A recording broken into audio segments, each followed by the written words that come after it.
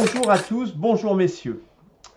Aujourd'hui, une dernière séance avant une petite interruption pour quelques vacances, bien méritées, puisque je crois que nos travaux sont vraiment très riches et très consistants.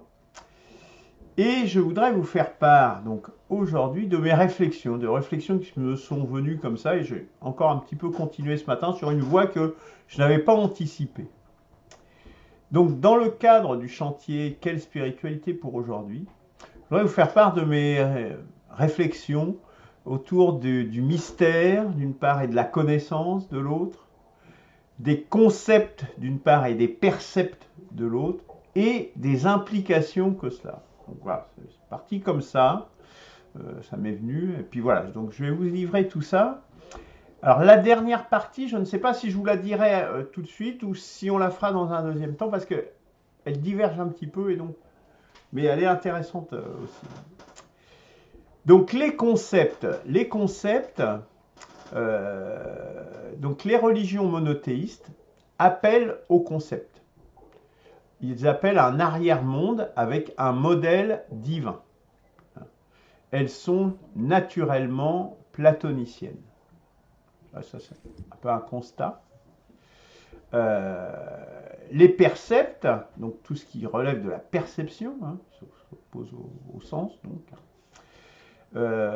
donc dans le cas par exemple de l'animisme, au contraire, n'a pas besoin de concept, puisque tout a une âme, donc tous les objets, toutes les êtres, les arbres, les pierres, etc., puisque tout a une âme et s'explique par son existence même. Donc cet esprit étant mystérieux. Donc on a d'un côté des concepts avec des monothéismes qui appellent à ces concepts et des percepts qui est plus lié à l'animisme. Hein, voilà. Je vous livre ça, c'est un peu brut de fonderie. Hein, voilà. C'est pas. Voilà. Alors, si on compare ces deux choses, dans le premier cas, donc dans le cas des concepts, on a une part de la réalité qui nous échappe, car elle est divine. Voilà, par exemple, la métaphore de la caverne de Platon. Dans l'autre, il est par essence mystérieux. C'est-à-dire qu'il n'y a pas de... Voilà, c'est en lui-même, c'est les kami, pour reprendre les termes shintoïstes. Voilà, ils sont ce qu'ils sont, et puis voilà, c'est tout. Mais dans les deux cas, ce rapport est implicite, c'est-à-dire que ce n'est pas forcément explicité en tant que tel dans la doctrine. Dans le cas, il n'y a même pas de doctrine, dans le cas de l'animisme, quelque part. Et on peut dire malgré tout que dans le cas des monothéismes, ça a été rendu explicite notamment par des penseurs comme Descartes ou Spinoza. Hein, ces notions de concept et ce rapport au monde, en définitive. Donc, dans le premier cas, on peut essayer de comprendre les concepts, d'accord, de raisonner donc autour des concepts, c'est l'outil d'ailleurs pour raisonner, c'est le module élémentaire, je dirais, et avec un monde à notre disposition, car les hommes sont élus par Dieu.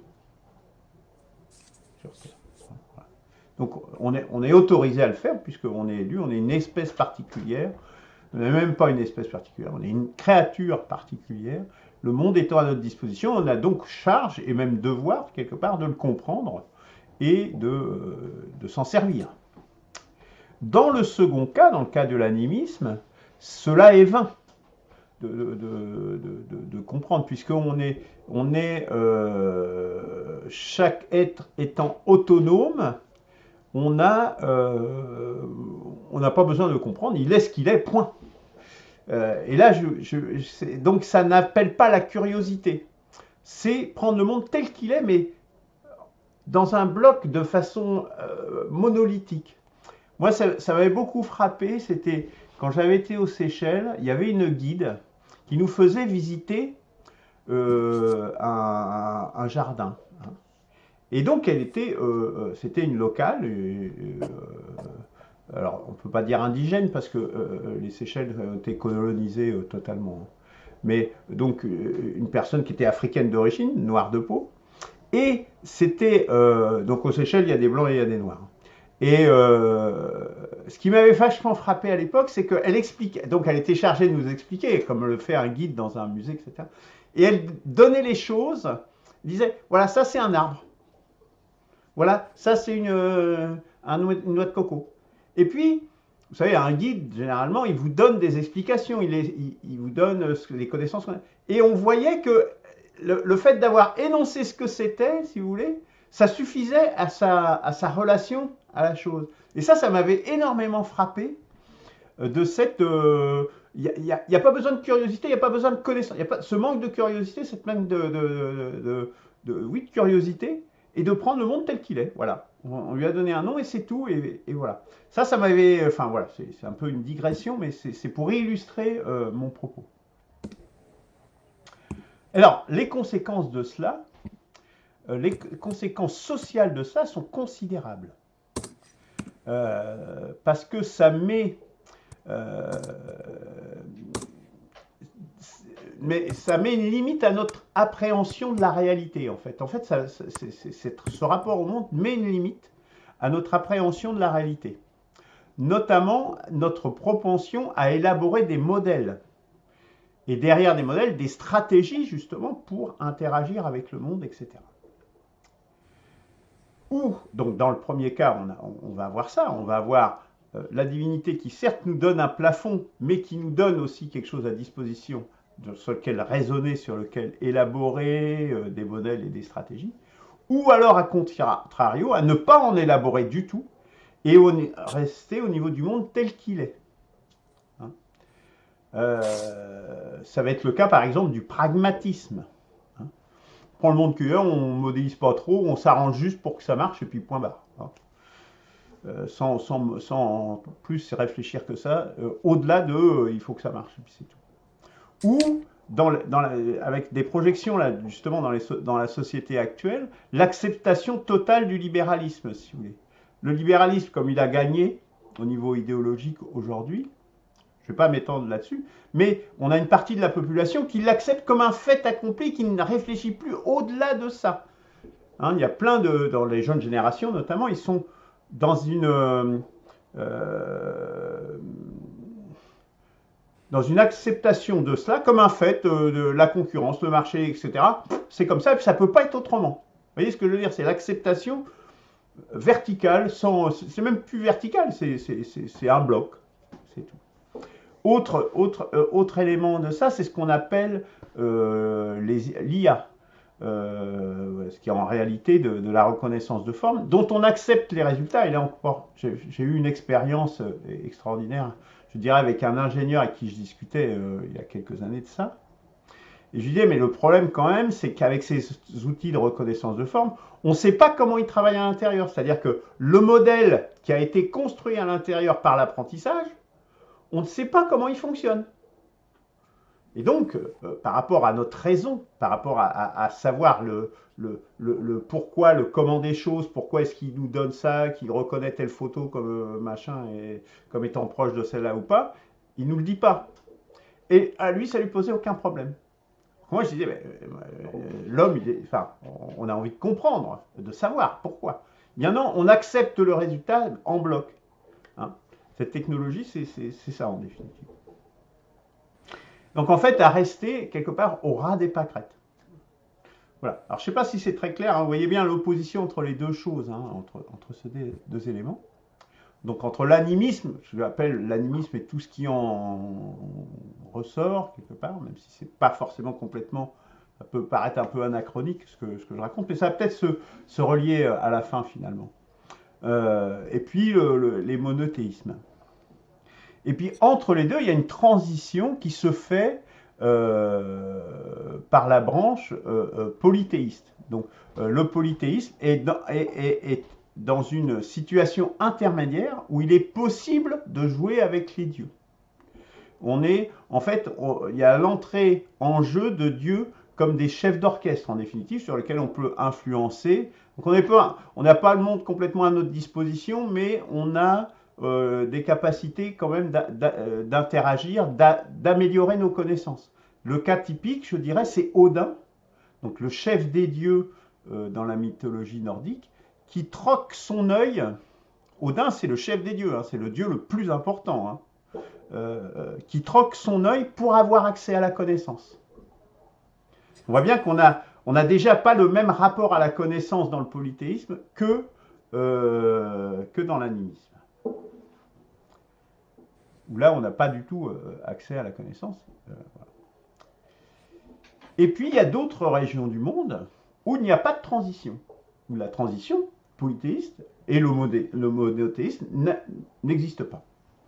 Donc, c'est le cas des religions, dans le cadre du CDRS, il y a notamment ces zones orientales et extrême-orientales où il y a une religion naturelle. Moi, j'ai découvert ça quelque part, hein, une religion naturelle qui était préexistante et millénaire, je dirais, multimillénaire même, je dirais, dont le Shinto, qu'on a donné un nom simplement dans les derniers siècles,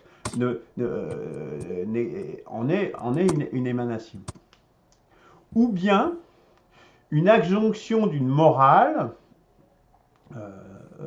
avec un approfondissement intérieur, donc un centrage sur soi de la connaissance, qu'on pourrait voir comme étant typiquement le bouddhisme, par exemple.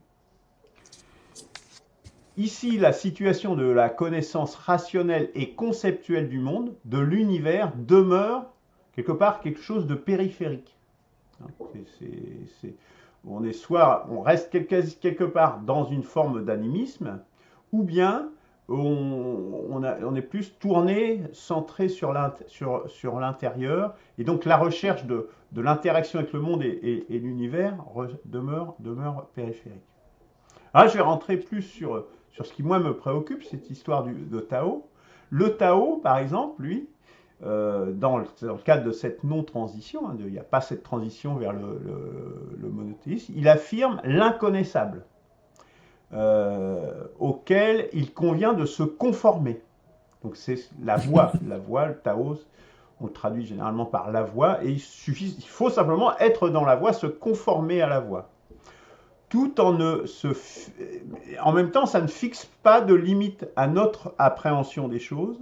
Toutefois, il se méfie de la connaissance et des techniques, car précisément, elles sont fatalement, respectivement, partielles, notre connaissance, et les techniques imparfaites. Donc il y a quand même une mise à distance de ça. Voilà. Donc voilà, je ne sais pas si vous suivez moi comment ça m'est venu à l'esprit tout ça. Moi je vous l'ai dit un petit peu de la manière dont ça s'est un petit peu construit dans mon esprit. Et puis j'ai enrichi ça. Et pour aujourd'hui donc, et pour le Tao, enfin moi c'est un sujet qui m'intéresse, et surtout dans la version Tao spirituelle, donc je suis l'auteur, il définit en fait un modèle sous-jacent, le Tao définit quand même un modèle sous-jacent, dont, puisqu'il est à l'origine de toute chose, donc il définit quand même un modèle sous-jacent dont l'énergie vitale, ce qu'on a appelé la négantropie, est une des manifestations, je dirais, de ce modèle sous-jacent, mais également tout ce qui sont les dualités yin-yang, par exemple. Alors, donc, moi je pense que c'est cette articulation entre connaissance et ignorance qu'il faut, je dirais, sculpter et faire vivre. Un peu ça, la perspective, me semble-t-il, d'un point de vue spirituel. Parce qu'on voit bien que c'est au cœur de ces enjeux-là, hein, de notre rapport au monde, et justement, connaissance, ignorance, limite des connaissances. Et donc, c'est ce qu'il faut qu'on arrive à articuler, à sculpter, à faire vivre, je pense, à l'avenir dans la spiritualité. Ce que le Tao traditionnel ne fait guère. D'ailleurs, pour ça, en opposition au Tao, on a le confucianisme qui a émergé en Chine, et qui, quelque part, qui vient, lui, avec une morale, et qui cultive, bon, on a vu que c'était une grande dimension aussi de la spiritualité, le culte des anciens, le culte des hiérarchies, de la tradition, etc. Et qui permet d'agir sur le monde. que le Tao a tendance, au contraire, par le non-agir, à ne pas laisser justement, à se fonder simplement dans la voie et ne pas interagir.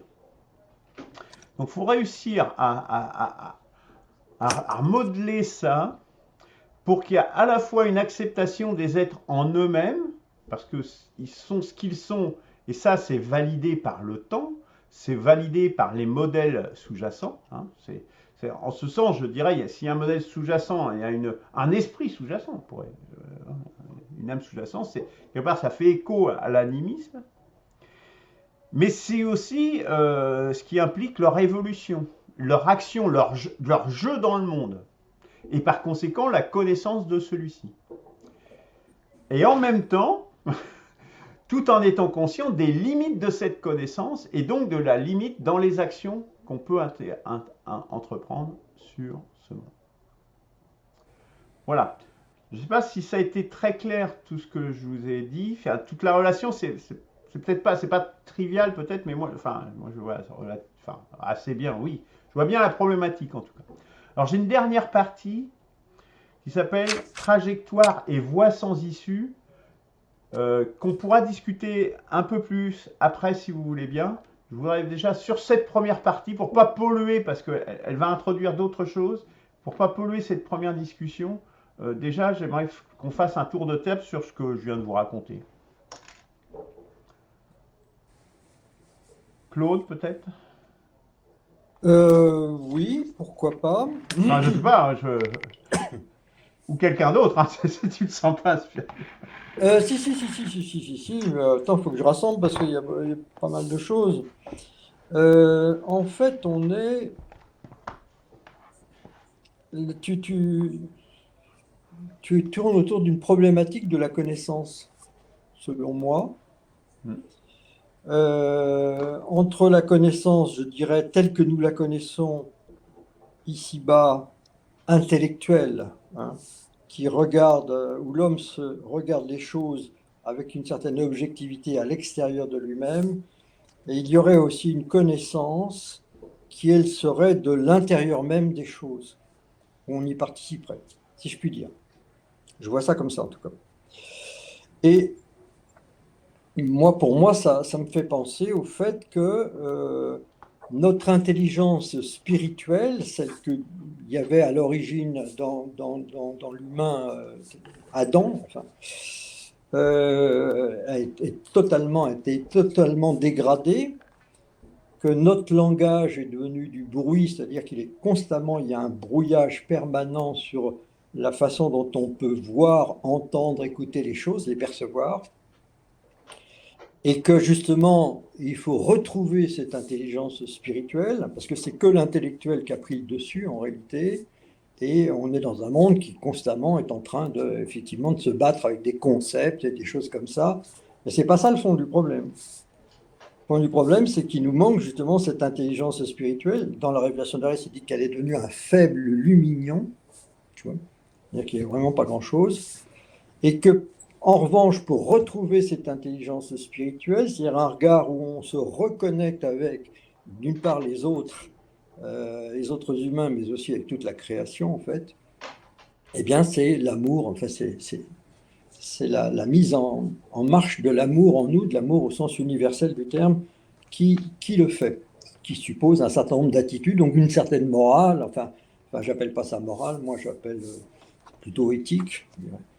Voilà, donc c'est intéressant parce que là, tu es déjà, à mon avis, dans une problématique qui ressemble à celle que je voudrais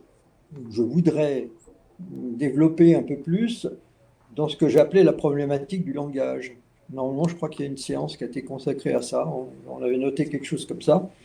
Voilà, parce que le langage, d'une certaine manière, celui que nous utilisons, occulte.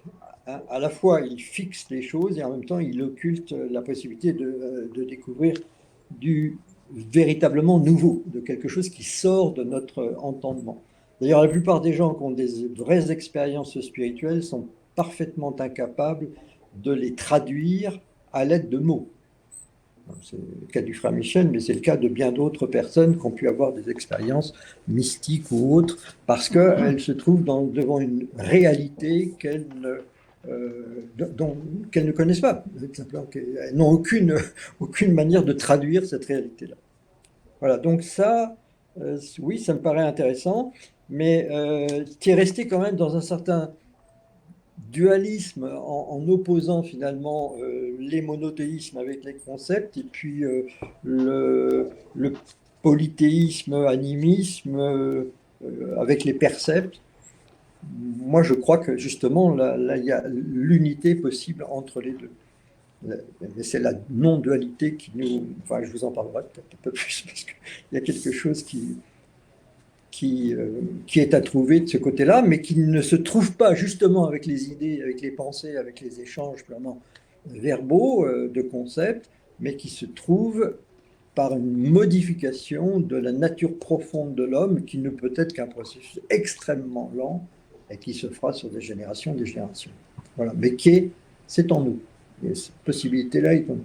Voilà ce à quoi moi ça me fait penser.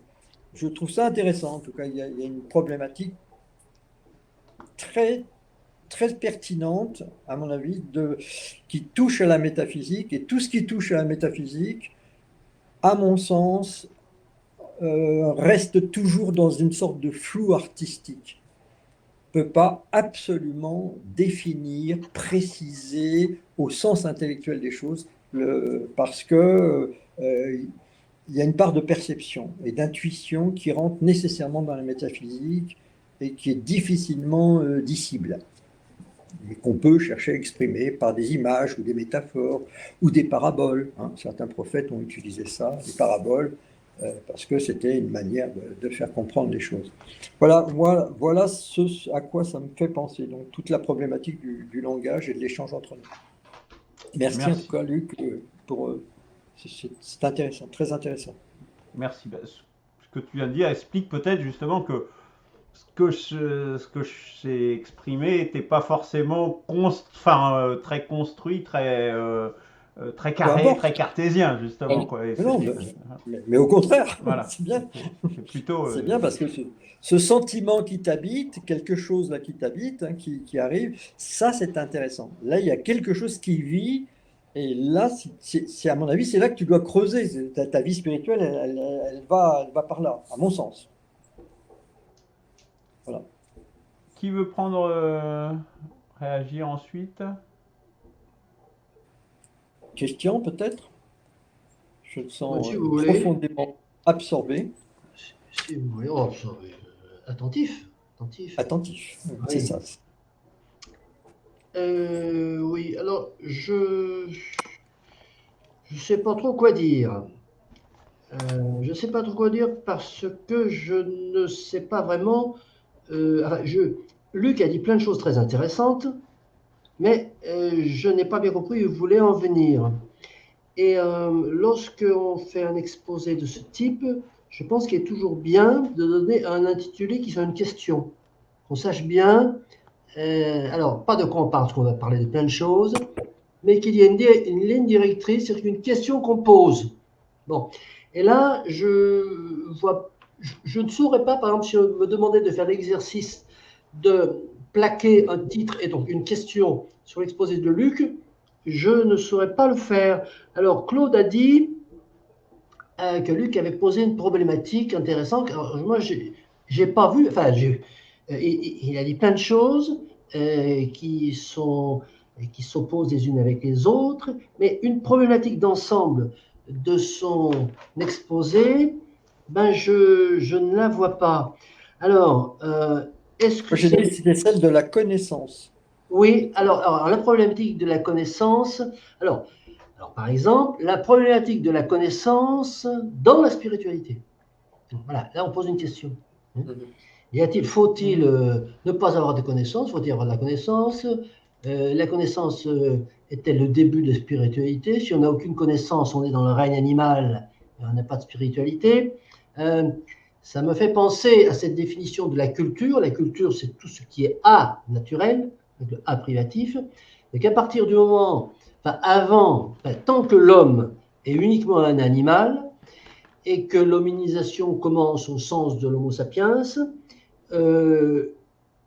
ce qui se manifeste en premier, c'est qu'il acquiert une certaine connaissance. Et là, il commence à se construire une culture, culture étant ce qui le distingue des autres êtres vivants, animaux, qui n'ont pas de culture, qui n'ont qu'une vie végétative et organique.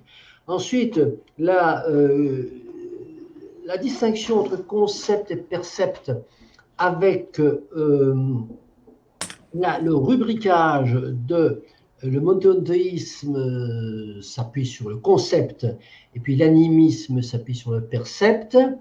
Oui, là, on commence à élaborer une espèce de classification des croyances. Alors là, on est, je dis bien, on est dans la croyance, pas dans la spiritualité. La spiritualité étant plus large, je ne vais pas refaire un truc. Et puis, alors, par contre, pour la porosité, je ne suis pas forcément d'accord. C'est-à-dire que le polythéisme serait la transition entre le monothéisme et l'animisme.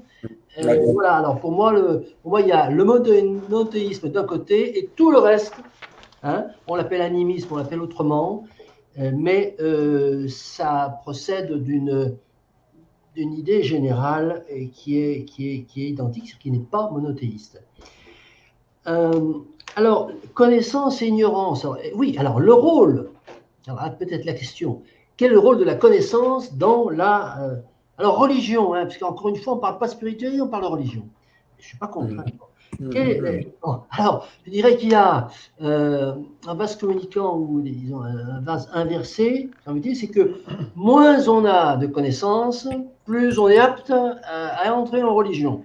Et moins on a de connaissances, et plus on a de connaissances, plus on est dans l'incapacité d'entrer en religion, compte tenu de ce niveau élevé de connaissances qu'on a. Lorsque Claude a dit, parle de quelque chose qui m'intéresse beaucoup, c'est retrouver la connaissance spirituelle. Alors là, on fait le lien connaissance spirituelle, oui, c'est-à-dire connaître la spiritualité, c'est-à-dire bon. Je voudrais qu'on arrête d'employer le verbe retrouver. Il ne s'agit pas de retrouver parce qu'on n'a jamais trouvé. Il s'agit d'atteindre ou d'accéder à. Bon, et là, il y a un chemin et un objectif sublime, hein, c'est d'accéder à la connaissance spirituelle. Ce qui me paraît également très intéressant et très très juste et qui mérite alors qu'on s'y penche très très intensément, c'est la question du langage. Le rôle du langage dans... alors, on va sortir de la religion, on va parler de la spiritualité. Hein. Le rôle du langage dans la spiritualité. Le langage fixe les choses, mais d'un autre côté, il les bride. Bah oui, bien sûr, bien entendu. C'est-à-dire que lorsqu'on met un mot sur une chose, hein, un signifiant sur un signifié ou l'inverse, je ne sais plus. Bon, eh bien, on est bloqué et on n'arrive pas, en tout cas, on a des problèmes pour accéder justement à l'inconnu, c'est-à-dire notre ignorance, parce que la connaissance, effectivement, plus on en a, plus elle nous éloigne de la religion. Elle peut nous faire entrer dans une spiritualité extrêmement active, extrêmement importante. Mais elle doit nous permettre aussi, cette question de la connaissance, de toucher nos limites. Alors, déjà, il faut éliminer l'idée selon laquelle l'intelligence humaine, enfin la compréhension humaine n'aurait pas de limites, qui existe un peu malheureusement dans le monothéisme. Donc, la connaissance humaine a des limites et l'accession, le chemin pentu qu'on doit gravir lentement pour accéder à la connaissance spirituelle, il a entre autres l'objectif, me semble-t-il, de nous faire comprendre, de nous faire toucher, de nous faire, disons, lister nos limites à la connaissance. Donc, connaissance et limiter la connaissance, c'est de la connaissance. Absolument, c'est même peut-être dans le cadran de la maturité. C'est le plus haut cadran, c'est lorsque l'expert sait dire ce qu'il ne sait pas. Qui ne saura jamais. Attention, qui ne saura jamais. Parce que Oui, et celui puis, qui ne alors sait peut-être pas que... un certain mot, tu dis, bah, parce que j'ai pas ouvert le livre Oui, la oui, troisième année. C'est ce que disait Socrate aussi, hein. oui, oui, bah, Évidemment. Je sais que je ne sais pas. Ah oui, mais c'est ça, arriver aussi à un certain niveau de connaissance, là.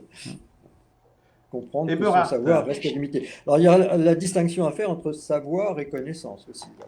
Enfin, c'est Oui, important. bien sûr. Ouais, Ah oui, ouais, tout oui. à fait. Eberhard. Eberhard, Oui, que dire? Oui, bon, donc, effectivement, bon, en écoutant Luc, j'ai compris, euh, et moi, je suis plutôt dans cette dimension-là, même s'il y a un moment donné où je me séparais un peu, effectivement, on a l'animisme, le processus du passé de l'animisme au polythéisme, puis au monothéisme, ou, je dirais, le monothéisme, ça, c'est plutôt la spécialité, en fait, on pourrait dire de l'Occident, enfin de l'Occident qu'on connaît, mais on a eu plutôt en Orient un système plutôt d'étude de la conscience qu'on peut réunir dans Tao, bouddhisme, mais je pense que l'hindouisme, il faut savoir qu'il n'y a pas obligatoirement exclusion, parce que dans l'hindouisme, il y a les deux facettes. Tout dépend le niveau, point de vue de l'hindouisme où on est. Dans l'hindouisme, il y a à la fois le polythéisme, mais il y a aussi cette étude de la conscience et aussi de cette étude aussi de la connaissance et aussi du non-dualisme. Hein. Advaita, Avaita, Vedanta. attends, c'est Avaita, Advaita. Voilà, le double. Voilà, donc il y a dans certaines, disons, directions spirituelles ou religieuses, parce que c'est tellement multiple en Inde, que vous avez des milliers de sectes différentes. Enfin, j'exagère peut-être, mais enfin, c'est dans cet ordre de grandeur-là. Et donc, il y a des choses qui sont plutôt polythéistes, d'autres se mélangent d'autres choses, et il y en a qui même intègrent Jésus dans l'hindouisme, etc. Donc, c'est un sacré fort d'empoigne là-dedans. Donc, ça, ok. Ensuite, je pense que ça, alors là, à nouveau, Christian, je suis désolé avec toi, mais c'est pas parce qu'on est dans une religion monothéiste qu'on ne s'intéresse pas du tout à la connaissance. Je veux dire, c'est vraiment. Sinon, on ne pourrait absolument pas expliquer le développement de notre civilisation. C'est à nouveau le genre, je me fais du mal. En fait, c'est typiquement chrétien. Je prends mon plus beau fouet et je dis, je suis issu d'une culture monothéiste, donc c'est mauvais le monothéisme, etc. C'est typiquement un peu... voilà. Donc en fait, la connaissance... Alors là où par contre, je peux quand même être compréhensif à ce niveau-là, c'est de dire, effectivement, la masse des gens ne cherche pas la connaissance, en particulier dans les systèmes monothéistes. Mais il existe au sein des monothéismes des gens qui travaillent très approfondis d'une manière sur la connaissance. Et je vous ai fait une prière, je vous ai parlé de la prière, par exemple, notamment de ces ermites qui travaillent beaucoup. D'ailleurs, dans des méthodologies qui sont assez proches en fait, de ces chemins de la conscience, disons, orientale. Voilà. Donc, c'est juste pour repartir en disant, mais ce que je regrette, mais bon, c'est peut-être un peu le format aussi dans lequel tu as mis ça, la chose, Luc, c'est qu'en fait, moi, je me pose toujours la question, depuis que j'ai commencé à travailler la spiritualité, qu'est-ce que ça peut faire pour que chez nous, ça puisse être incorporé au mieux quand il y a des bonnes choses qui viennent de l'extérieur. Donc, par exemple, je parle aussi bien de l'animisme que du polythéisme, que du Tao, que du hindouisme, etc., du bouddhisme.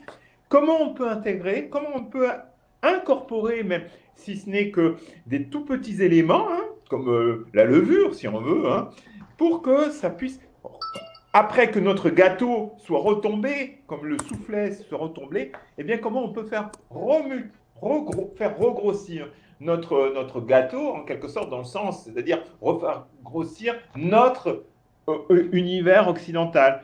Comment on peut relancer, redynamiser notre dimension spirituelle et pas seulement de parler dans l'abstrait. Et c'est ça que je regrette un petit peu, chaque fois que j'écoute beaucoup d'ailleurs d'entre vous, c'est comment, concrètement, par rapport à un substrat sociétal que nous avons, par rapport à un substrat anthropologique que nous avons, quelle est la manière de faire relancer notre société. Et des fois, dans nos présentations, ça manque en fait. Hein. Voilà. Bon, bah alors, tu m'offres une transition superbe avec la deuxième partie, Eberhard. Merci, merci. Et je pense quand même que j'en ai un peu parlé. À la fin, c'était un peu plus personnel, parce qu'au départ, c'était un mail que je me suis envoyé, parce que c'est comme ça que je réfléchis, puis je me dis, bah, ton compte fait, c'est quelque chose qu'on peut discuter au CDRS. Bah, j'ai parlé avec cette histoire de Tao spirituel, c'est une tentative dans cette direction-là. Est-ce que c'est la bonne ou pas? C'est ce que j'essaye de confronter avec vous aussi. Là. Donc, le comment, c'est ça, si tu veux. Hein. En disant à la fin comment voir, comment faire comment je dis, comment articuler connaissance et ignorance pour faut faire sculpter, faire vivre ça. Voilà, c'est un peu l'idée. Voilà, sans avoir toute la réponse. C'est tout l'objet du CDRS. Opposition monothéisme et pas de connaissance, je dirais que moi c'est exactement le contraire de mon discours. Hein. Alors peut-être que Christian a dit ça, je ne suis pas sûr qu'il ait dit ça non plus quand même, mais c'est pas du tout mon discours. Au contraire, quelque part, c'est l'animisme qui en fait, et les exemples que j'ai donnés, vécus notamment, montrent que effectivement là on a un niveau quasiment zéro de connaissance. Quoi. Et pour en sortir, bah, on a commencé par le polythéisme, Odin, etc., que j'ai pu citer.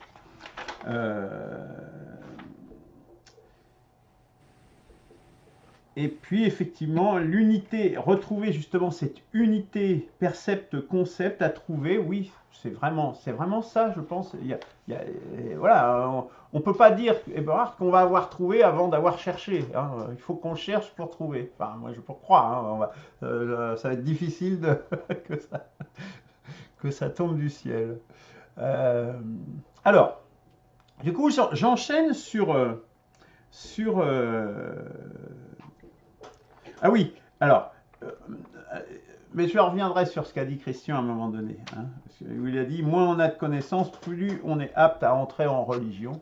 Bien, je finirai là-dessus, vous allez voir que c'est assez curieux, en définitive, il est plutôt en opposition avec ce qu'avait fermé Christian. Alors, trajectoire et voie sans issue, point d'interrogation.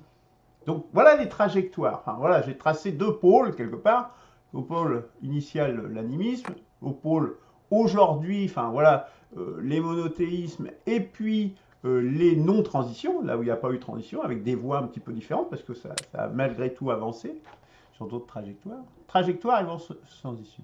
Donc le monothéisme ouvre à la connaissance conceptuelle, même si il y a un plafond dans cette connaissance, qui est particulièrement, on a déjà eu l'occasion d'en parler, mais dans l'islam, c'est vraiment, on le ressent quand on discute avec des musulmans, on voit tout de suite que la connaissance, elle va bloquer assez rapidement. Mais je vais donc cette curiosité, donc dans les monothéismes, a concouru et permis de grandes découvertes.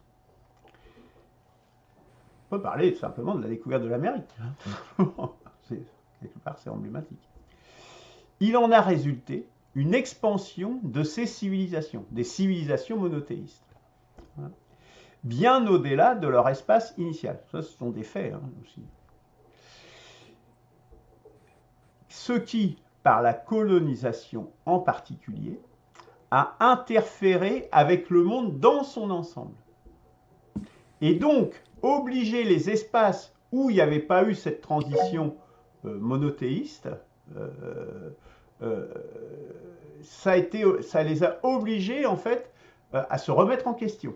Donc, dans un endroit où on avait une acceptation, ou avec le Tao par exemple, les choses sont telles qu'elles sont, il faut juste s'inscrire dans la voie, en étant percuté ainsi de l'extérieur, ça oblige à se remettre en question. Question, est-ce que c'était la seule voie possible? En tout cas, c'est celle qui, on ne le saura jamais, puisque l'histoire est ce qu'elle est, hein, mais on ne le saura jamais. Je ne suis pas certain que c'était la seule voie possible, en tout cas, c'est celle-là qui a été empruntée par l'humanité. Voilà déjà pour une première partie. Donc, alors, deuxième partie, parce qu'on a déjà parlé un peu de politique, puisqu'on a parlé de colonisation, de grandes découvertes, etc. Le Dieu unique s'accorde bien avec la notion d'hégémonie. celle de ce Dieu-là, justement. Du Dieu qui sera Jésus, Trinité chez les chrétiens, qui sera Mahomet, pas Mahomet, mais justement Allah où il y avait chez les Juifs, c'est ce Dieu-là. Et moi, je me rappelle de nouveau une expérience, j'avais discuté avec un musulman, mais je dis, mais si vous croyez en un Dieu unique, puis les chrétiens ils croient en un Dieu unique, c'est forcément le même. Ah non, non, non, non, qu'est-ce que j'avais pas dit là? Ah non, non, c'est pas le même. C'est pas le même. Attention. Et c'est très important ça. Hein. Enfin, voilà, c'est des choses qu'il faut bien avoir en tête. Hein. Donc cette notion d'hégémonie de Dieu unique, d'ailleurs, c'est ce qui a permis l'unification, notamment l'unification de pays, de civilisations. Hein. C'est l'unification, l'uniformisation des populations. C'était le projet d'Akhenaton hein, en Égypte notamment.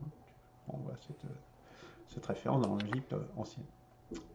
Mais on constate que cela se heurte à la diversité humaine. Cette volonté d'unification, d'uniformisation, se heurte à la réalité humaine parce que la réalité humaine, elle est diverse. Et parce qu'on est nombreux, et voilà, parce qu'on a des initiatives, on a ses ambitions, on a ses usages, on a ses histoires, son passé, qui fait que tu ne peux pas uniformiser, que c'est une illusion de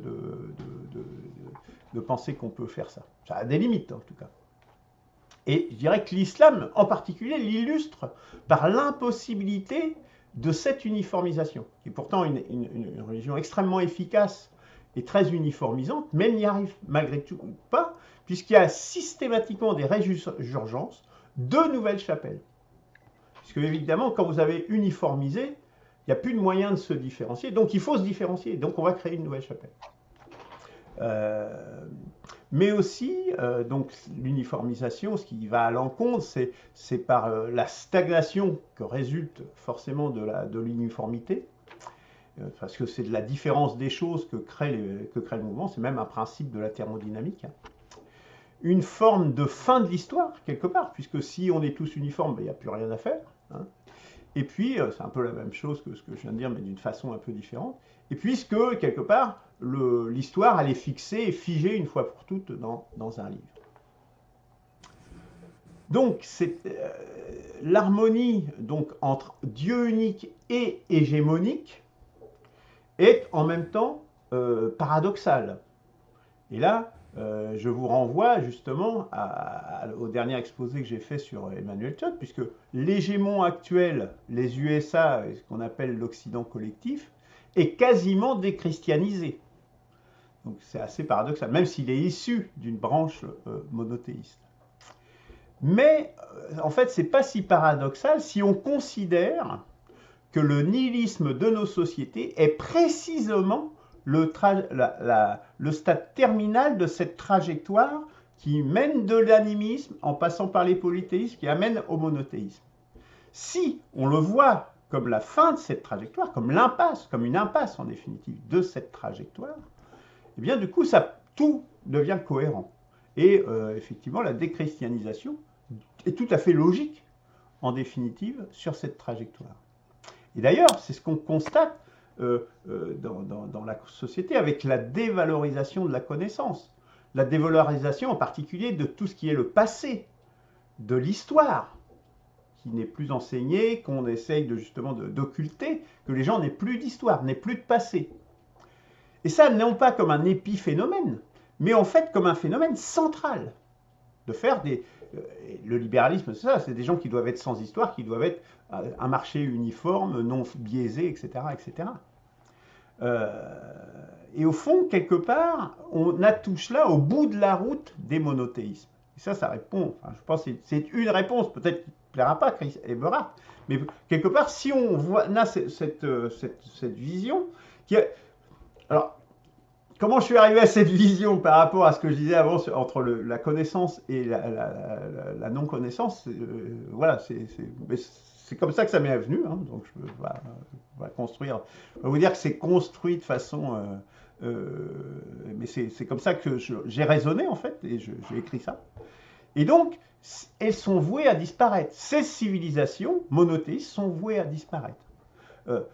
disparaître soit lors de cette crise, ou au plus tard, lors de la crise suivante, en supposant par exemple qu'il y a un hégémon islamisé qui sorte de la crise actuelle, pas du tout impossible, hein. Mais à la crise suivante, ça sera celui-là qui s'écrasera, qui sera en bout de trajectoire. Et donc, la trajectoire de l'humanité, quelque part, elle part dans un balancier avec, on a eu une trajectoire à partir de l'animisme qui a été vers les polythéismes et vers un monothéisme. Et puis il y a ceux qui sont restés, qui n'ont pas fait cette transition, qui ont été heurtés par cette façon de faire du progrès, par les techniques, etc., par les civilisations monothéistes. Et ça sera peut-être eux, justement, qui seront résiduels et qui écriront l'histoire future. Un dernier point, voilà, point. Bon, voilà où j'en suis. C'est un peu juste un dernier truc quand même, et là je vais vous présenter mon écran rapidement. Sur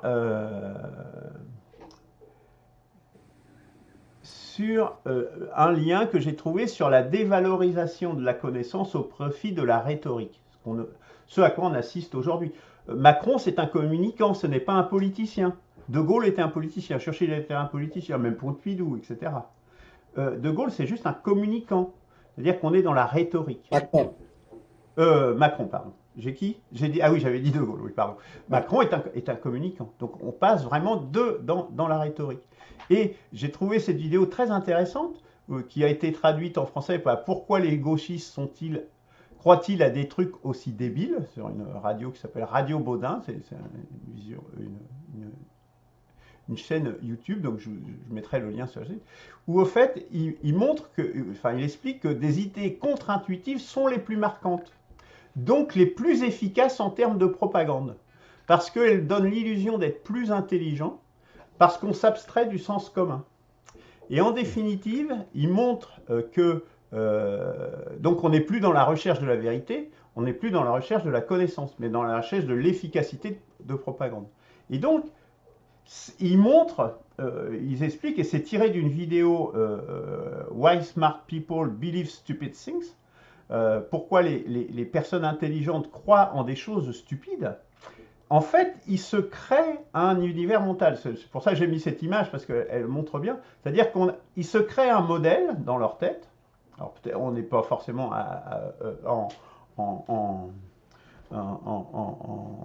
exempt de ces défauts, hein. Mais les gens intelligents se créent des modèles, et c'est le modèle qui prend le pas sur le réel. Et donc, quelque part, c'est une forme.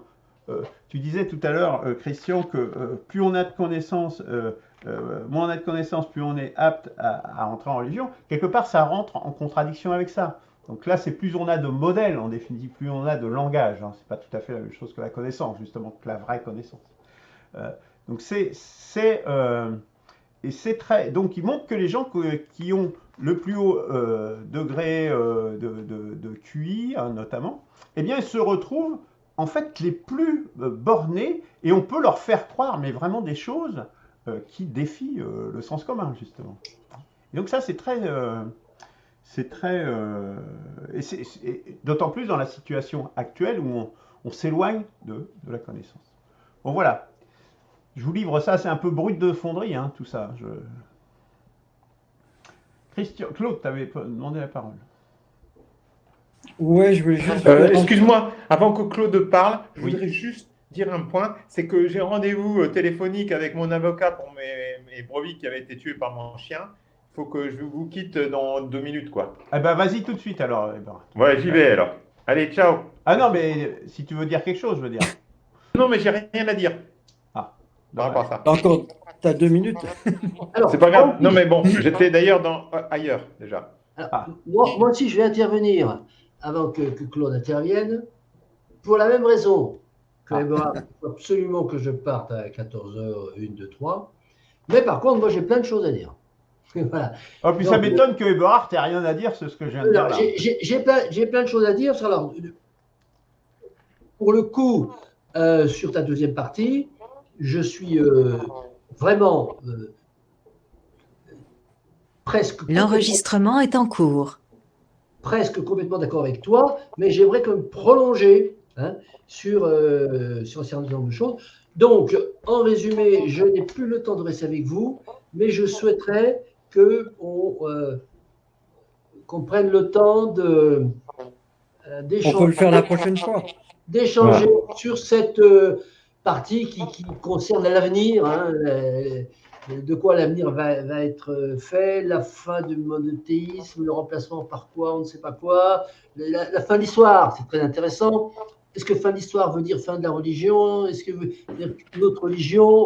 Où est le spiritualisme là-dedans? Voilà.